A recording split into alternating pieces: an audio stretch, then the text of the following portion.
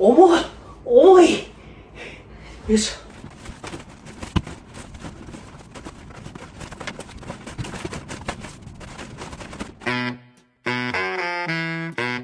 はい、どうも皆さんこんにちは。ぼっち楽しむ藤谷です。今回はですね、初めての徒歩ソロキャンプで失敗。荷物が重すぎた。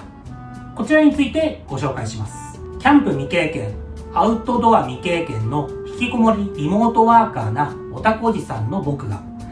漫画ゆるキャンに影響されて、いきなり徒歩でソロキャンプに行ったらどうなるのか。キャンプ漫画や SNS で見つけたキャンパーさんの情報だけを参考に、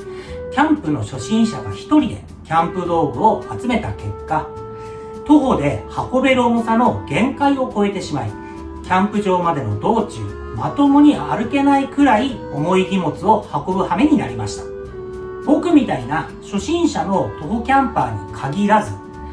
キャンプ道具の重さや数が増えてしまうお悩みのキャンパーさんって多いのではないでしょうか。少しでも皆さんの参考になればと思います。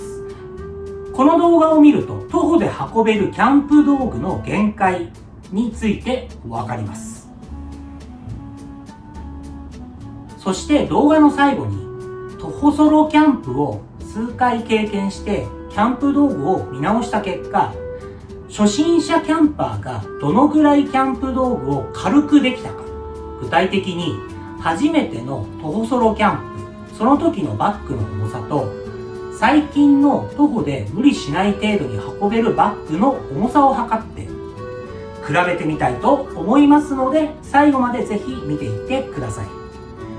最近の僕のキャンプ道具、その詳細については今後の動画でご紹介させていただきます。僕の YouTube チャンネルでは、キャンプを始めたい、ソロキャンプに興味がある、徒歩ソロキャンプをしてみたいけど不安という皆さんに、僕が徒歩でソロキャンプを始めてから経験した楽しかったこと、失敗したこと、楽しみ方やこれまでに苦労したこと、キャンプ道具のご紹介などを動画にしていきたいと思います。興味がありましたらぜひチャンネル登録よろしくお願いいたします。あと概要欄に Twitter、Instagram の URL も掲載してありますので、よろしければフォローをお願いします。まずはキャンプ未経験者だった僕がネットや SNS やキャンプ漫画を参考に3ヶ月かけて準備したキャンプ道具一式を詰め込んだバッグをご紹介します。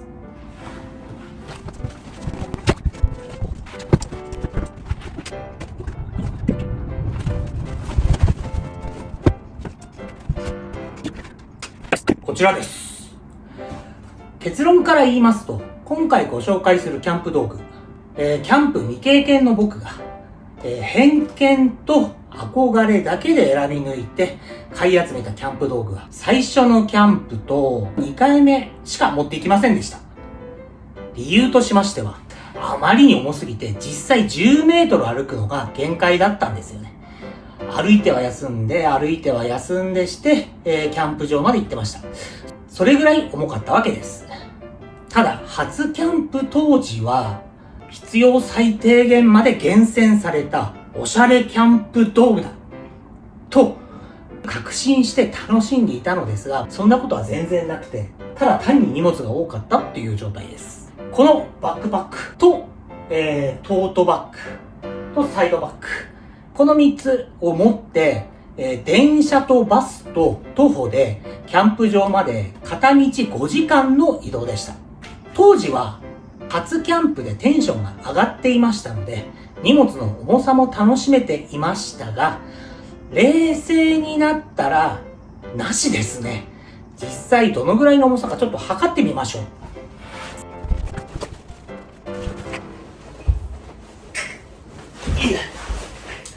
重い。よいしょ。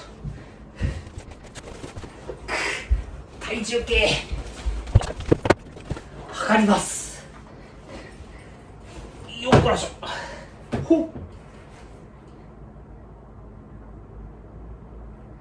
114.5。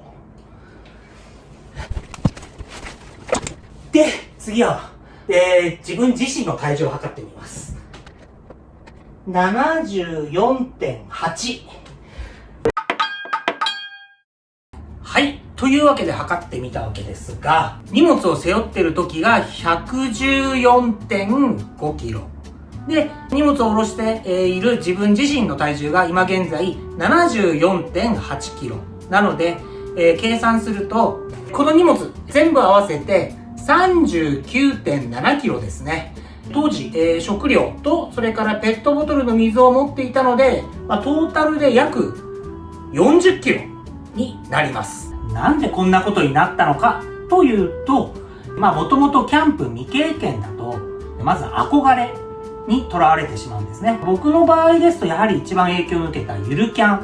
ンに出てくるシマリンっていう女の子のキャンプ道具や、シマリンのおじいちゃんが使っている、キャンプ道具、ランタンだったり、調理器具だったり、ブランケット、それからあとはコット、簡易ベッドみたいなものですね。だったり、そういったものに憧れて購入してしまってました。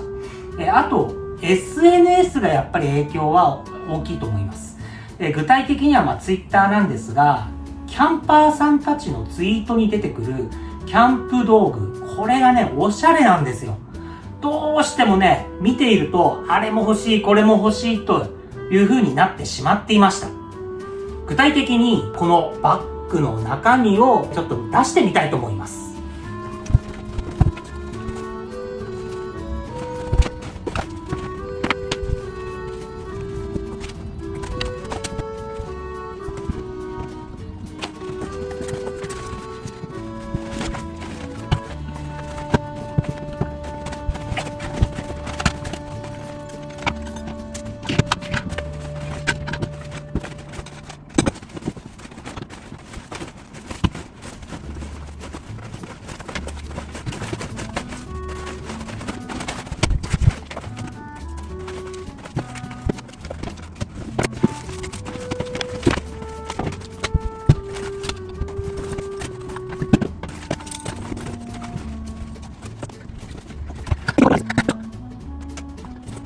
はい。ということで、このような感じで中身が出てきました。例えばですけど、ゆるキャンによく出てくるのが、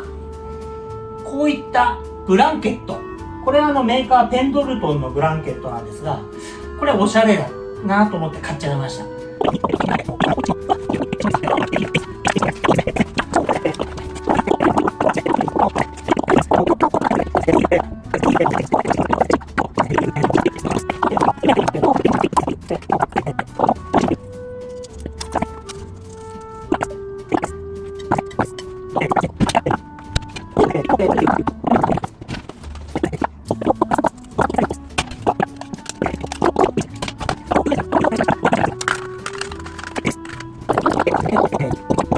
これを1回の徒歩のキャンプで持ち歩いていました。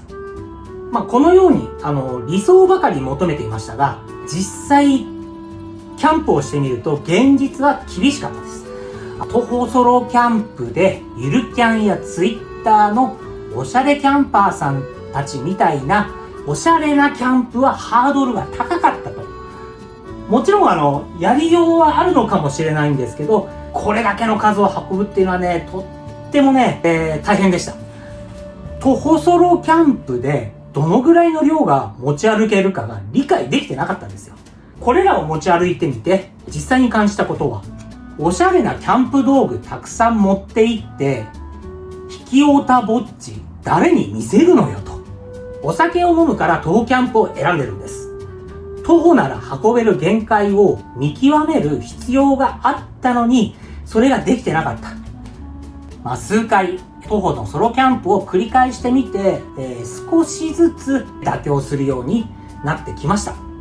その数回のキャンプ経験から、実際キャンプ場で使わなかった道具を少しずつ取り除いていって、あとは同じような機能で小さくて軽い道具があればそれを差し替えていく。そして徒歩で運べる無理のない重さのキャンプ道具になっていきました。詳しくはですね、今後の動画でその辺もご紹介できればと思っておりますが、まずはバックパックを、変えてみました。もともと使っていたのがですね、こちら、モンベルのエクスペディションバッグの100。ここに100って書いてあるんですけど、100リッター入ります。バックパックの中では、そこそこ容量が大きい方になるんじゃないかと思います。今のソロキャンプで持ち歩いているバッグをちょっと中身を入れた状態でご紹介します。こちらが今の徒歩ソロキャンプで使っているキャンプ道具一式です。メーカーはですね、山と道、ミニというバックパックになります。容量は28リットル。最初にご紹介したバックパックが100リットルですので、だいぶ容量が減ったわけですね。今のこの道具、これで測ってみたいと思います。だいたい10.5 キロぐらいですかね。10.33 って今出てますけど、10.5 キロぐらいになると思います。最初のキャンプ道具からだいたい4分の1ぐらいの重さにできたわけです。一番最初にバックパックを変えたことは正解でした。バックパック変えないと、結局理想を求めて、あれ持っていかないと快適に過ごせなそうとか、これがないと不便そう、それはマストアイテムだと経験が少ないですから、心配性スキルが発動してしまいます。で、あともう一個が、これがあればキャンプ場でおしゃれだよねなんていう余計な欲も出てしまうわけですね。100リットルのバックパックを使っているときは、キャンプの準備が苦痛だってたくさんあるわけですから。で、実際にキャンプに出かけたとき、他に目を向ける余裕がなくなるんですね。コンビニに入れないぐらいの先ほどの大荷物、買い物ができないんですよ。キャンプ場に着くまでの間に。想像していたことが良い結果にならなかった。自分の理想が良い結果につながらなかった。ただ、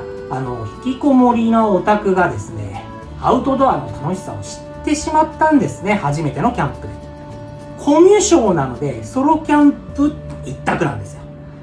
グループキャンプはどうしてもやりたいとは思えなかった。なので、どうしたら手軽に徒歩ソロキャンプが楽しめるか。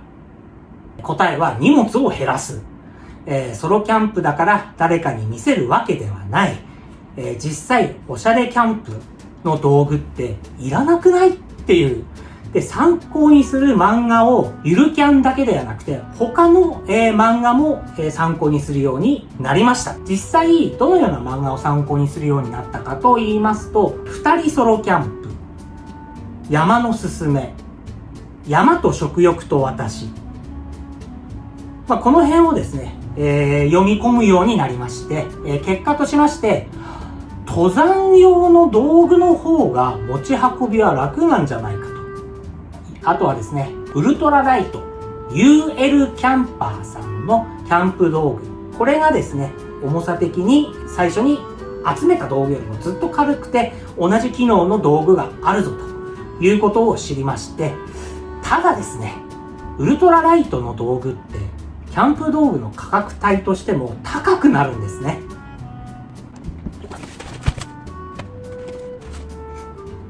最後に、